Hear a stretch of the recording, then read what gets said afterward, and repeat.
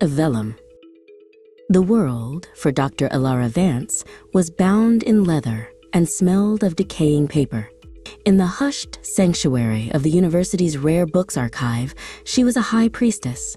Her days were a silent communion with the dead, her fingers tracing the faded gall ink of forgotten poets and mad kings.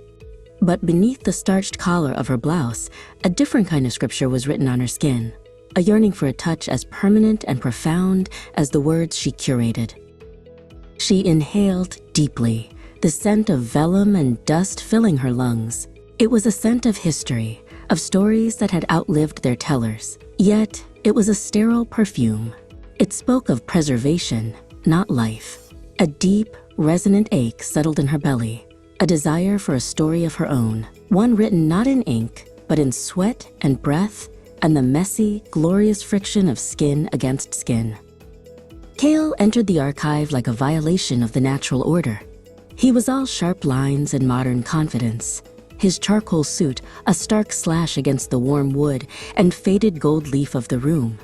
He was the architect commissioned to design the library's new, sterilely modern wing, and he moved through the sacred space with an appraising gaze that seemed to measure more than just the load-bearing capacity of the ancient beams.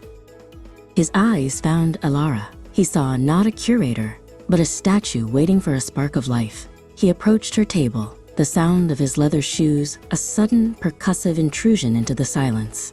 "Dr. Vance," he said, his voice a low baritone that vibrated in the quiet air.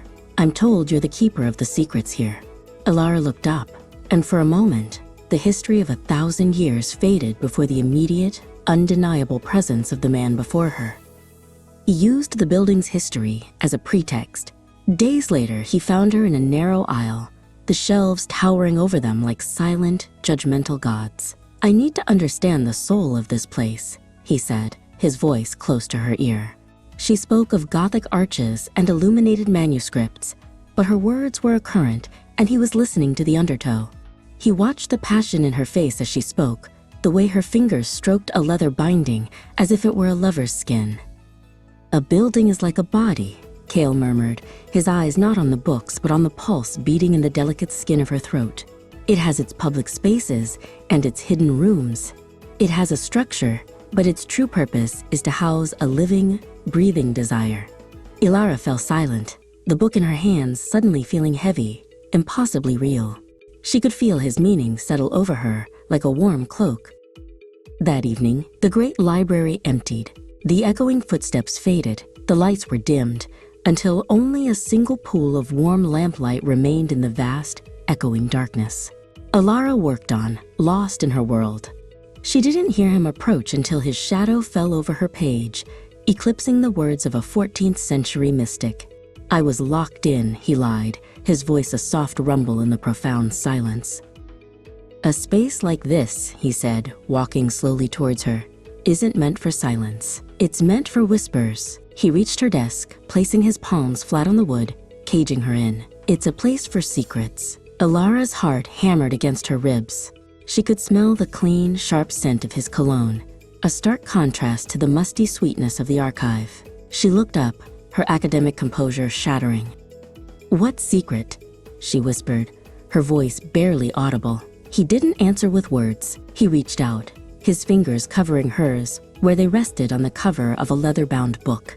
His touch was electric, a jolt of pure, undiluted life against the dry history beneath her palm. The contact was a brand. "This," he murmured, his gaze dropping to her lips. "The one you've been keeping from yourself." He leaned closer, the space between them shrinking until it was nothing but a single, ragged breath. The world narrowed to the scent of him, the heat of him, the promise in his dark eyes. The ancient books around them seemed to hold their breath. He closed the final inch. The first touch of his lips was soft, a question. Her response was a sharp intake of breath, a silent, desperate yes. The kiss deepened, no longer a question but a statement, a claiming.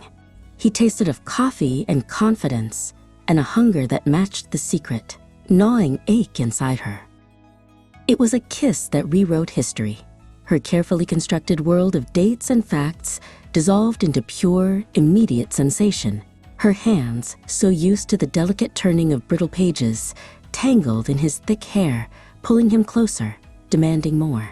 This was a text she wanted to read with her entire body. His hands were an architect's clever, confident, seeking structure. They moved to the buttons of her severe blouse, undoing them one by one. The crisp cotton parted, and his cool fingers met the warm, trembling skin of her sternum. She gasped as he traced the bone, a cartographer mapping a new, undiscovered country.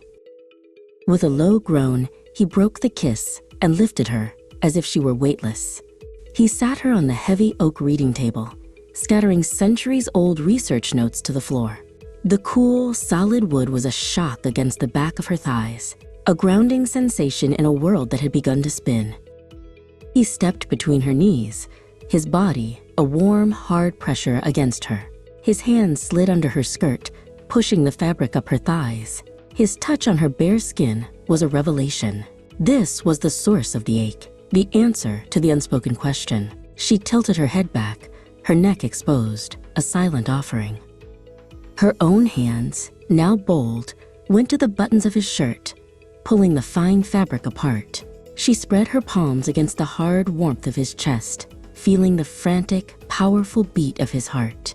It was the most vital, alive thing she had ever felt, a rhythm that called to a primal, forgotten part of her own soul. On the table that had held the weight of history, they made a new history of their own. Their bodies met in a clash of worlds, her repressed longing against his confident desire. The only sounds were the rustle of clothing on the floor, the soft slap of skin on skin, and their ragged breaths echoing in the cathedral-like silence of the archive. It was a frantic, desperate exploration. Every touch was a discovery, every kiss a confession. He worshipped her body with his hands and mouth, and she answered with a ferocity that surprised them both. It was a beautiful, violent act of creation, a story written in the language of pure sensation. Its climax, a silent, shuddering scream into the hallowed dark. Afterwards, they lay on the cold floor, tangled in their clothes and each other.